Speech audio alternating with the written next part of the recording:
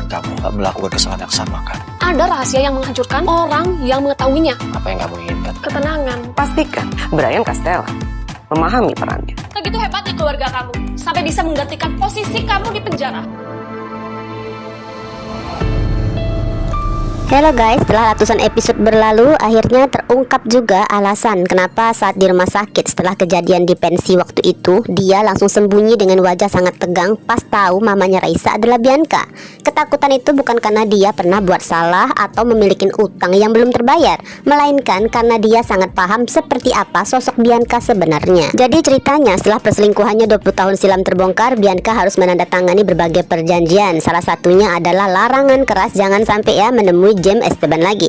Tadinya Bianca sempat menjalani aturan tersebut. Bianca hanya menemui Oliver Robert Esteban, anak hasil perselingkuhannya, sekitar 3 kali dalam setahunan. Itu pun mereka harus sama-sama ke luar negeri. Namun seiring waktu ternyata diam-diam Bianca kembali mengulangi kesalahan yang sama. Entah karena Bianca masih mencintai James atau hanya mencari kesenangan semata, ataukah karena memiliki seorang anak yang selalu menjadi alasan untuk diam-diam ketemuan dan akhirnya perlahan kembali berubah menjadi perselingkuhan. Enggak diketahui pasti sejak kapan Bianca kembali mengkhianatin Dani. Yang jelas setelah melahirkan Raisa Mary Terias yang merupakan putri kandung Dani, Bianca mulai semakin sering bepergian ke luar negeri. Alasannya selalu soal pekerjaan.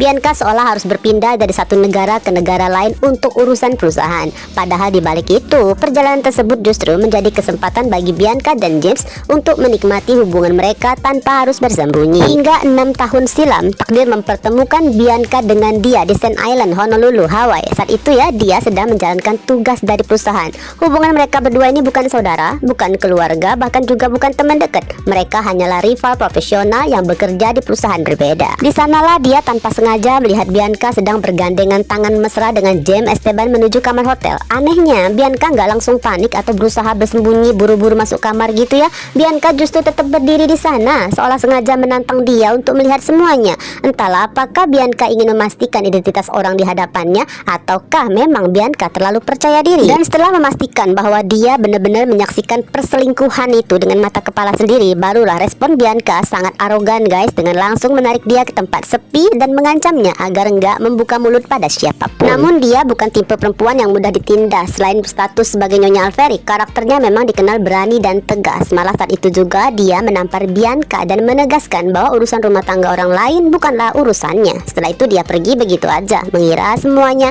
akan berakhir sampai di sana. Sayangnya Bianca nggak pernah benar-benar tenang saat dia tangan kerja pada Dani Terias yang seorang pengacara terkenal atas nama perusahaan tempatnya bekerja. Bianca langsung panik. Bianca mengira dia sedang mencari cara untuk membongkar rahasianya. Saat itu Bianca mulai sering meneror dia lewat telepon. Setiap kali dia harus berhubungan dengan Dani karena urusan pekerjaan, Bianca kembali menghubunginya dengan ancaman dan nada cukup tinggi. Lama-kelamaan dia lelah menghadapi paronianya Bianca. Akhirnya dia memilih mengalah dan mengundurkan diri dari pekerjaannya di perusahaan itu supaya nggak perlu menjalankan tugas yang mengharuskannya menghubungi Dani lagi dan gak perlu berurusan dengan Bianca lagi. Namun nyatanya keputusan dia masih juga gak bisa menghentikan ketakutan Bianca. Jadi tipe karakter Bianca ini semakin besar rasa takut yang dirasakan, maka semakin arogan pula cara berpikirnya.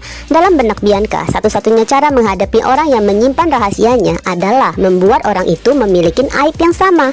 Karena itulah Bianca meminta James mencarikan cara agar dia terlihat seolah memiliki skandal perselingkuhan dengan pria lain. Lalu James mulai menyelidiki identitas dia dan mengetahui bahwa dia adalah istri dari Daniel Alferic. Awalnya James memilih jalan yang lebih aman dengan membujuk Bianca agar sebaiknya bercerai ajalah dari Dani Terias lalu menikah dengannya. Saat itu kan status James juga udah bercerai.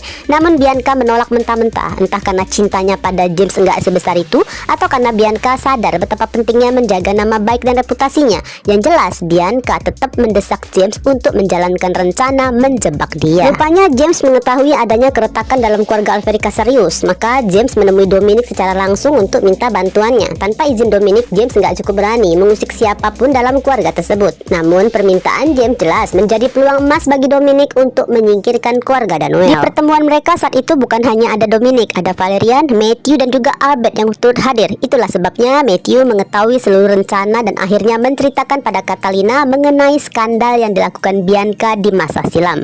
Sedangkan Albert, ayahnya Jevan, kembali menjadi tangan kanan yang menjalankan berbagai perintah. Atas pengaturan dari Dominic, sebuah perusahaan milik seseorang bernama Brian Castella mau bekerja sama. Sebagai imbalannya, Brian dijanjikan kerjasama bisnis yang jelas akan sangat menguntungkan. Tugas Brian sederhana, menawarkan pekerjaan pada dia dengan gaji fantastis, bahkan bisa 3 kali lipat dari tempat kerja dia sebelumnya.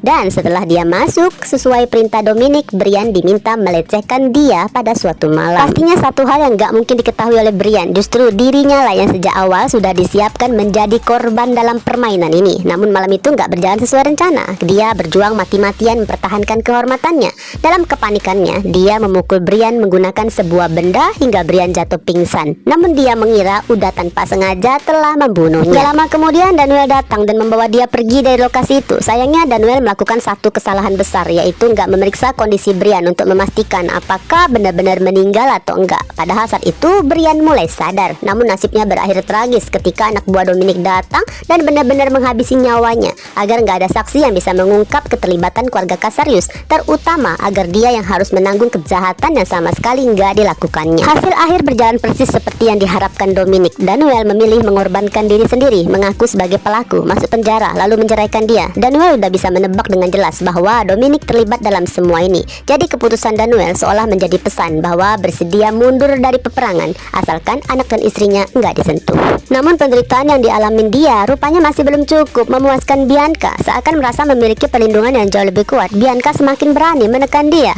Bahkan dalam pertemuan terakhir mereka, Bianca menjambak rambut dia, menampar wajahnya sebagai balasan atas tamparan yang pernah diterimanya di Sand Island. Di momen itu dia menyadari satu fakta, bahwa Bianca adalah orang yang menyusun rencana hingga dirinya masuk bekerja di perusahaan milik Brian. Masalahnya saat itu dia pun udah tersadar nggak memiliki kekuatan untuk melawan dengan statusnya sebagai janda dan Daniel yang berada dalam penjara. Dia harus mencari jalan tercepat untuk melindungi dirinya dan Rose yang harus hidup dengan nama Zara. Lalu rahasia itu pun terkubur rapat selama 6 tahun ini. Namun meskipun mengetahui semua kebenaran itu, dia tetap memperlakukan Raisa dengan baik. Gimanapun sebagai orang yang juga pernah membuat skandal, dia memahami bagaimana seorang anak nggak harus menanggung akibat dari kesalahan orang tuanya.